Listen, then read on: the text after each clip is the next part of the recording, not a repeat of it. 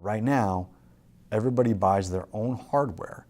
And when you sustain that going forward, you wind up with a vanishing vendor base, diminishing manufacturing sources, and high costs associated with each one of those stovepipes.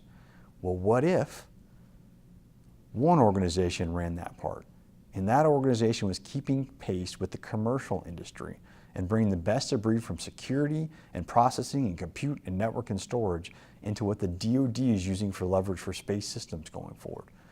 Is that efficient? Yes. Is that something that drives down and puts operators where military folks where they need to be, our civilians where they need to be, creating the mission unique stuff? Yes, it does. Space is critical for every single operation that we fly right now, that we do on the ground, that we do in the ocean. And if they're not there, we go back to the 1950s as far as the tactics, techniques, and procedures that we use to win in contested space. We built all of our ground systems before there was a cyber threat. And no amount of bolting on top of those legacy grounds is going to defend it against the adversary threats that are out there right now.